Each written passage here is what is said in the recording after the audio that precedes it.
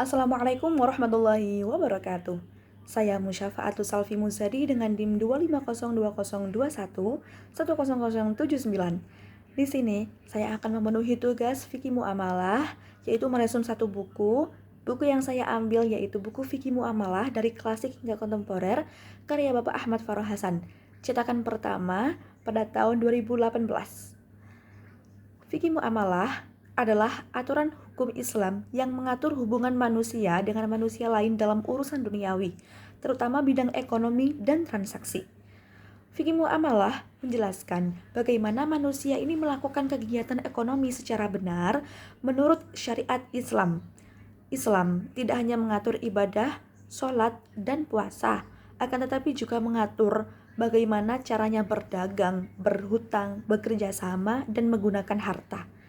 Dalam muamalah, sesama bentuk transaksi pada dasarnya boleh dilakukan selama tidak ada larangan dalam Al-Quran dan hadis. Kemudian tujuan fikih muamalah. Tujuan fikih muamalah adalah menciptakan keadilan dan kesejahteraan dalam kehidupan ekonomi masyarakat. Penjelasannya, Islam menginginkan sistem ekonomi yang jujur, adil, tidak merugikan, dan membawa manfaat bagi sesama. Karena itu, Islam melarang praktik ekonomi yang merugikan orang lain, seperti penipuan, riba, gharar, dan perjudian. Fikih muamalah juga bertujuan untuk menjaga hak manusia agar tidak terjadi perselisihan dalam transaksi. Kemudian, konsep harta dalam Islam. Harta adalah sesuatu yang memiliki nilai dan dapat dimanfaatkan oleh orang lain secara halal. Dalam Islam, harta itu dipandang sebagai amanah dari Allah sehingga menggunakannya harus benar. Manusia boleh mencari kekayaan, akan tetapi caranya harus halal dan benar dan tidak merugikan orang lain. Islam melarang memperoleh harta melalui korupsi, mencuri, judi, dan juga riba.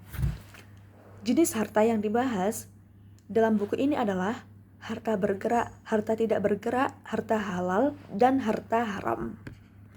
Kemudian akad dalam muamalah. Akad adalah perjanjian antara dua pihak dalam suatu transaksi. Penjelasannya yaitu akad menjadi dasar sah atau tidaknya sebuah transaksi. Suatu akad harus dilakukan secara jelas dan tanpa paksaan. Rukunnya akad itu ada 4, yaitu pihak yang berakad, ijab qabul, objek akad, serta tujuan akad. Jika ada unsur penipuan atau ketidakjelasan, maka akad itu bisa batal. Contohnya akad yaitu jual beli, sewa menyewa, kerjasama usaha, serta hutang piutang. Kemudian adalah jual beli dalam Islam. Islam memperbolehkan jual beli sebagai cara memenuhi kebutuhan hidup manusia. Penjelasannya, jual beli harus dilakukan secara jujur, suka sama suka, saling ridho atau antarodin, barang dan harga jelas, dan tidak mengandung penipuan. Kemudian Islam melarang gharar, penimbunan barang, manipulasi harta, serta menjual barang haram. Kemudian adalah larangan riba. Riba adalah tambahan yang diambil secara tidak adil dalam suatu transaksi hutang atau pertukaran.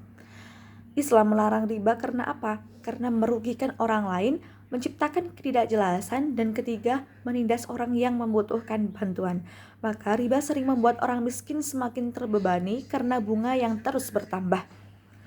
Kemudian hutang piutang dan gadai. Hutang piutang diperbolehkan dalam Islam sebagai bentuk tolong-menolong. Maka dalam hutang piutang tidak boleh ada unsur penindasan. Hutang sebaiknya harus dicatat dan wajib dibayarkan tepat waktu. Gadai atau rohn juga diperbolehkan sebagai jaminan hutang. Kemudian kerjasama dalam Islam. Islam mengenal beberapa bentuk kerjasama usaha seperti syirkah, mudharabah, muzaroah, dan juga musakoh. Penjelasannya, kerjasama dilakukan agar keuntungan dan risiko ini dibagi secara adil. Contohnya mudharabah yaitu satu pihak memberi modal, pihak lain menjalankan usaha, keuntungan dibagi sesuai dengan kesepakatan.